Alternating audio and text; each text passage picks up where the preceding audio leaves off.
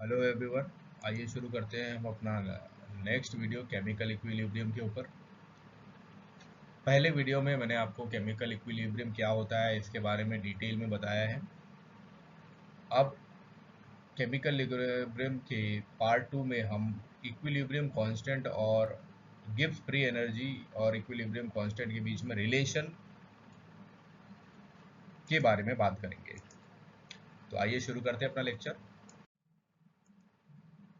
सबसे पहले तो ये जानना जरूरी है कि इक्विलिब्रियम कांस्टेंट क्या होता है, तब जाके हम गिब्स फ्री एनर्जी और इक्विलिब्रियम के बीच में रिलेशन बता पाएंगे। तो बेसिकली इक्विलिब्रियम क्या है ये तो आप जानते ही हैं। लास्ट वीडियो अगर आप नहीं जानते तो लास्ट वीडियो देखिए, उसमें आपको पता चल जाएगा। इक्विलिब्रियम कांस्टेंट मतलब यहाँ पे हम किसी केमिकल रिएक्शन के बारे में बात कर रहे हैं। कौन सी रिएक्शन? रिवर्सिबल रिएक्शन, क्योंकि इक्विलिब्रियम रिवर्सिबल रिएक्शन में ही मिलेगा। तो एक जनरल रिएक्शन को अगर हम देखते हैं, जैसे ए प्लस बी, अब बीच में इक्विलिब्रियम का साइन आपको दिख रहा होगा, इक्विलिब्रियम सी प्लस डी। यहाँ capital A capital B reactant है, capital C capital D product है, small a small b small c small d ये कोएफिशिएंट है। ये जो ए बी सी डी जो स्मॉल में होते हैं ये कोएफिशिएंट कहलाते हैं रिएक्शन को बैलेंस करने के लिए। जब भी कोई केमिकल इक्वेशन हम लिखते हैं उसको बैलेंस करने के लिए जो कोएफिशिएंट लगाते हैं वो small A B C D की टर्म्स में दिखाए गए हैं। अब ये एक एक्चुअल रिएक्शन हमने ली है अमोनिया बनाने की। अमोनिया बनाने की आपको मेथड पता होगी, अमोनिया बनाने की हैबर मेथड होती है, और 11th-12th में हैबर मेथड के बारे में बहुत ज़्यादा इनऑर्गेनिक केमिस्ट्री में बताया भी जाता है। तो ये वही मेथड है कि नाइट्रोजन और हाइड्रोजन मिल रहे हैं और अमोनिया बना रहे हैं। अमोनिया से वापस नाइट्रोजन और हाइड्रोजन बन रहा है, मतलब वो इक्विलिब्रियम में आ गया है और रिएक्टेंट से प्रोडक्ट और प्रोडक्ट से रिएक्टेंट यानी रिवर्सिबल रिएक्शन चल रही है। तो ये एक एक्चुअल रिएक्शन हमने आपको बता दी। इसमें आपको अगर कोएफिशिएंट दिखाना होगा तो हाइड्रोजन के ऊपर 3 कोएफिशिएंट है, नाइट्रोजन के पास एक ही कोएफिशिएंट है, जबकि अमोनिया के पास 2 कोएफिशिएंट है। अगर हम इक्विलिब्रियम कांस्टेंट की डेफिनेशन की बात करें तो इक्विलिब्रियम कांस्टेंट जो होता है ये the concentration of product is divided by the concentration of reactant होता है। यानी प्रोडक्ट की कंसंट्रेशन, अगर आप इस रिएक्शन के टर्म्स में बात करेंगे तो अगर आपको इक्विलिब्रियम कांस्टेंट देना होगा तो अकॉर्डिंग टू डेफिनेशन आपको पहले प्रोडक्ट की कंसंट्रेशन देना पड़ेगा, देन रिएक्टेंट की कंसंट्रेशन देना पड़ेगा। प्रोडक्ट की कंसंट्रेशन जब आप देंगे इस तरह से कि ब्रैकेट, ये जो ब्रैकेट होता है ये कंसंट्रेशन को बताता है, मैथ्स में इसको बिग ब्रैकेट बोलते हैं। तो concentration of C into concentration of D divided by concentration of A,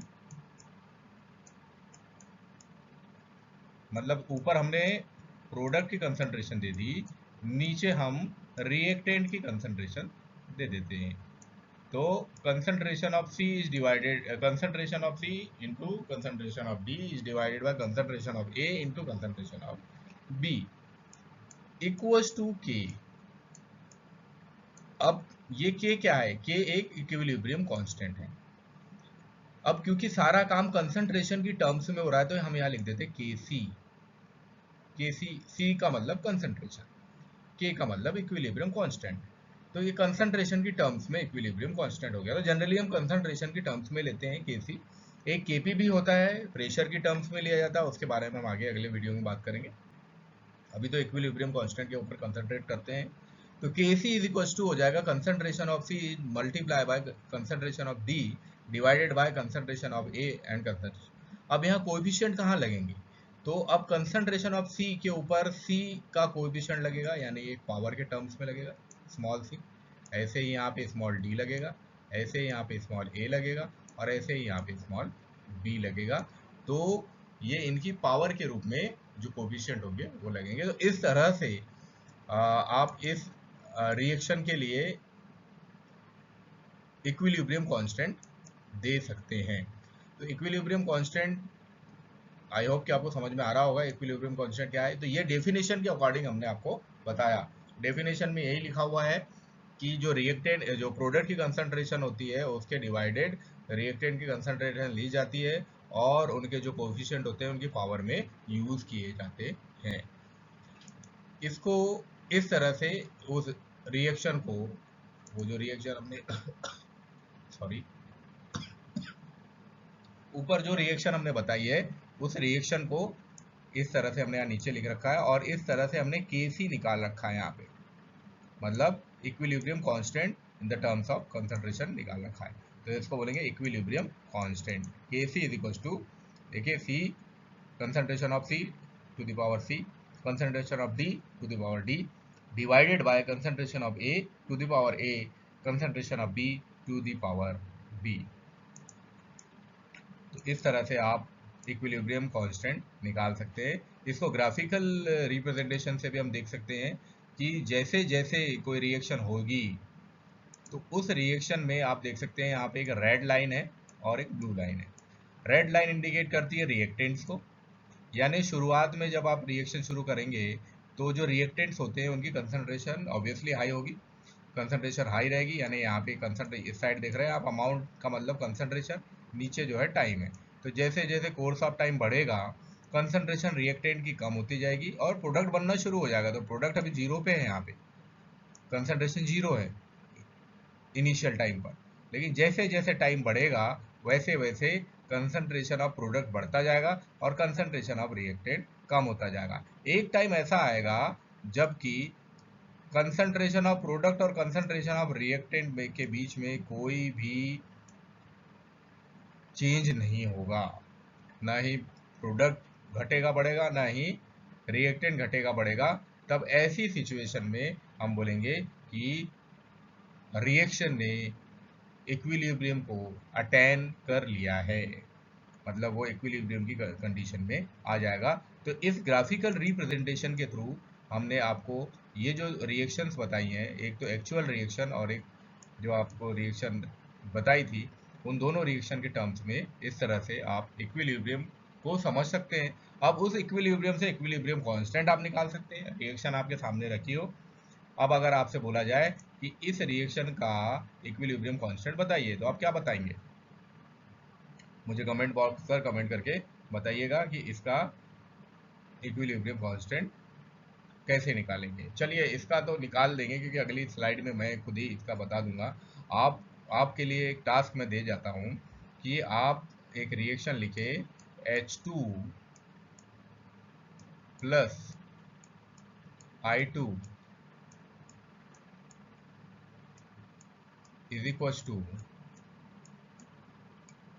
equilibrium का साइन 2HI। ये एक रिवर्सिबल रिएक्शन है जो कि इक्विलिब्रियम में है। इस रिएक्शन के लिए आप Kc निकाल के बताइए। तो नीचे कमेंट सेक्शन में आप मुझे कमेंट करके बताइए कि इसका Kc क्या होगा। अगर आपको समझ में आ गया तो आप जरूर निकाल लेंगे और मेरे ख्याल से आपको समझ में आ गया होगा। तो चलिए, तो ये आपने समझ लिया है। रिएक्शन को आप वीडियो को पोस्ट करके रिएक्शन लिख लीजिए और उसका फिर निकाल के और उसका फोटो लेके उसका स्क्रीनशॉट कमेंट बॉक्स में अपलोड कर दीजिए। मुझे बहुत अच्छा लगेगा अगर आप अपलोड करेंगे। अब हम बात करने वाले हैं क्योंकि अभी हमारा टास्क पूरा नहीं हुआ। अभी हमने सिर्फ इक्विलिब्रियम कांस्टेंट देखा है। अभी हम बात करेंगे गिब्स फ्री एनर्जी और इक्विलिब्रियम कांस्टेंट के बीच के रिलेशन के ऊपर। ठीक है, तो आइए अब बात करते हैं रिलेशन के ऊपर। तो ये जो एक्चुअल रियल इक्वेशन थी N2 + 3H2 वाली, उसके लिए आप देखें Kc की वैल्यू क्या हो जाएगी और ऊपर कोएफिशिएंट NH3 के लिए 2 और H2 के लिए 3। N2 के ऊपर एक ही कोएफिशिएंट है, उसको दिखाने की ज़रूरत नहीं है। तो आइए अब हम बात कर लेते हैं Gibbs free energy standard condition में और इक्विलिब्रियम कांस्टेंट की। अब यहाँ आप देख रहे हैं कि गिब्स फ्री एनर्जी को डेल जी नॉट से शो किया हुआ है। अब गिब्स फ्री एनर्जी क्या होती है ये जानने के लिए हमारा एक पूरा वीडियो है गिब्स फ्री एनर्जी पर, उसकी लिंक मैंने नीचे डिस्क्रिप्शन बॉक्स में डाल दी है, आप उसको क्लिक करके और वो वीडियो देख सकते हैं गिब्स फ्री एनर्जी क्या होती है। क्योंकि उसको अगर हम समझाने जाएंगे तो यहाँ एक पूरा वीडियो गिब्स फ्री एनर्जी भी बन जाएगा। तो अभी हमको रिलेशन बताना है इक्विलिब्रियम कांस्टेंट और गिब्स फ्री एनर्जी के बीच में, तो इसीलिए हम उस मुद्दे की बात पे आते हैं। तो डेल जी नॉट लिखा हुआ है, डेल जी नॉट का मतलब क्या हुआ? डेल जी नॉट का मतलब हुआ स्टैंडर्ड गिब्स फ्री एनर्जी। अब ये स्टैंडर्ड गिब्स फ्री एनर्जी क्या होती है? तो अगर हम किसी पे स्टैंडर्ड बोल रहे हैं, इसका मतलब वहाँ का जो टेम्परेचर है, वहाँ का जो प्रेशर है और वहाँ की जो कंसंट्रेशन है वो स्टैंडर्ड होनी चाहिए। तो अगर हम प्रेशर की बात करते हैं तो 1 एटीएम प्रेशर होना चाहिए स्टैंडर्ड कंडीशन के लिए। एटीएम का मतलब एटमॉस्फेरिक प्रेशर। 1 मोलर कंसंट्रेशन होनी चाहिए कंसंट्रेशन के लिए, और रूम टेम्परेचर पर काम होना चाहिए ना, टेम्परेचर जो होता है रूम टेम्परेचर पर काम होना चाहिए। जब ये तीनों कंडीशन होगी, इनको बोलते हैं स्टैंडर्ड कंडीशन। तब हम किसी भी अगर फ्री एनर्जी की बात कर रहे हैं तो उसमें नॉट लगाएंगे यानी स्टैंडर्ड में बताएंगे। अगर हम एंथैल्पी की बात कर रहे हैं, डेल एच की बात कर रहे हैं, तो उसके ऊपर नॉट लगाएंगे, उसको स्टैंडर्ड बताएंगे। तो ये कहलाता है स्टैंडर्ड। तो अब यहाँ पे हम स्टैंडर्ड गिब्स फ्री एनर्जी की बात कर रहे हैं और साथ में हम बात कर रहे हैं इक्विलिब्रियम कांस्टेंट की। अभी मैंने आपको बताया इक्विलिब्रियम कांस्टेंट क्या होता है। अब गिब्स फ्री एनर्जी और के बीच में रिलेशन बताने के लिए ये एक रिलेशन है इनके बीच में, क्या? Del G naught is equal to minus R T log K. अब इसको एक दूसरे प्रकार से भी लिख सकते हैं कि k is equal to e to the power, अगर लॉग हटाएंगे तो e to the power minus del G naught divide by R T, ये इक्वेशन आएगी। लेकिन हमको इस इक्वेशन के थ्रू ही जाना है अभी रिलेशन के लिए। इक्वेशन दोनों सही है, लेकिन हमको अभी जाना है इस वाली इक्वेशन के थ्रू ताकि इजीली समझ में आ जाए। तो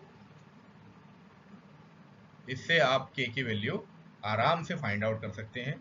जैसे ही आप यहाँ पे सारी चीज़ें आपको पता हो जाएगी तो आप के की वैल्यू निकाल लेंगे, है ना। आर जहाँ पे गैस कांस्टेंट होता है, टी टेम्परेचर है ना, इस तरह से। तो रिलेशन में हम देखें, अब देखिए रिलेशन में फिर से हमने इक्वेशन लिख दी, del G naught equals to minus R T log K, है ना। अब इसमें पहला रिलेशन क्या आएगा देखें, यदि डेल जी नॉट की वैल्यू जीरो से कम है, जीरो से कम है मतलब माइनस में, यदि डेल जी नॉट की वैल्यू यानी फ्री एनर्जी स्टैंडर्ड जो है उसकी वैल्यू जीरो से कम है, तब के की वैल्यू 1 से ज्यादा होगी। यहाँ पे ध्यान रखना है के की वैल्यू कभी जीरो नहीं होगी। के क्या है? इक्विलिब्रियम कांस्टेंट है, तो इक्विलिब्रियम कांस्टेंट कभी जीरो नहीं, जीरो है मतलब रिएक्शन हो नहीं रही है, तो उसकी वैल्यू होगी 1 होगी, 1 से कम हो सकती है, 0.5 0.3 ऐसा हो सकता है। तो अभी पहला जो रिलेशन बता रहा है कि भाई डेल जी नॉट की वैल्यू जीरो से यदि कम होगी और तब के की वैल्यू 1 से ज्यादा होगी, तब प्रोडक्ट का फॉर्मेशन होगा। अब रिएक्शन को थोड़ा सा आपको एज्यूम करना है कि H2 plus N2 is equal to NH3 बन रहा है। तो अगर डेल जी की वैल्यू जीरो से कम है और के की वैल्यू 1 से ज़्यादा है, इसका मतलब NH3 ज़्यादा फॉर्म होगा। मतलब रिएक्शन तो इक्विलिब्रियम में है, लेकिन रिएक्टेंट का उपयोग ज़्यादा हो रहा है और प्रोडक्ट का फॉर्मेशन ज़्यादा हो रहा है। तो एक समय ऐसा आएगा जबकि उस रिएक्शन में सिर्फ प्रोडक्ट बचा रह जाएगा, रिएक्टेंट खत्म हो जाएंगे। तो पहला रिलेशन ये है। दूसरे रिलेशन की बात करते हैं। दूसरे रिलेशन में क्या बोल रहा है, यदि डेल जी नॉट की वैल्यू जीरो से ज़्यादा हो तब के की वैल्यू 1 से कम हो, 0.5 हो, 0.8 हो, 0.2 हो, तब के की वैल्यू 1 से कम हो तब रिएक्टेंट का प्रोडक्शन ज़्यादा होगा। मतलब रिवर्सिबल रिएक्शन तो है, लेकिन रिएक्शन ज़्यादातर रिएक्टेंट की तरफ मूव करेगी, मतलब प्रोडक्ट कम फॉर्म होगा और रिएक्टेंट ज़्यादा फॉर्म होगा। इस तरह की कंडीशन हो जाएगी कब, जबकि डेल जी नॉट की वैल्यू जीरो से ज़्यादा हो। जीरो से ज़्यादा हो मतलब 1 2 3 कुछ भी हो सकता है, मतलब फ्री एनर्जी वहाँ पे निकल रही है, फ्री एनर्जी इवॉल्व हो रही है। पहली वाली कंडीशन में फ्री एनर्जी इन्वॉल्व नहीं हो रही थी, अब फ्री एनर्जी मिल रही है। फ्री एनर्जी मिल रही है मतलब रिएक्टेंट ज़्यादा बन रहे हैं, मतलब के की वैल्यू कम आएगी। तीसरी कंडीशन क्या बोलती है, जब डेल जे जी नॉट की वैल्यू 0 के इक्वल हो तब के की वैल्यू भी 1 होगी। अगर के की वैल्यू 1 हो गई मतलब कि रिएक्शन इक्विलिब्रियम में आ गई है। अब वो पूरा इक्विलिब्रियम चलेगा, अब ना ही रिएक्टेंट ना ही प्रोडक्ट दोनों की कंसंट्रेशन इक्वल रहेगी। और जबकि डेल जी की वैल्यू 0, यानी डेल जी उत्पन्न ही नहीं हो रहा है, 0 है मतलब डेल जी नॉट यानी फ्री एनर्जी नहीं पैदा हो रही है। फ्री एनर्जी पैदा नहीं हो रही है, इसका मतलब रिएक्टेंट और प्रोडक्ट इक्विलिब्रियम में आ जाएंगे, उस रिएक्शन को इक्विलिब्रियम मिल जाएगा। तो इस तरह से आप डेल जी और के बीच में रिलेशन यानी इक्विलिब्रियम कांस्टेंट और डेल जी के बीच में रिलेशन बता सकते हैं। आई होप कि आपको ये लेक्चर समझ में आया होगा। Thank you very much for watching.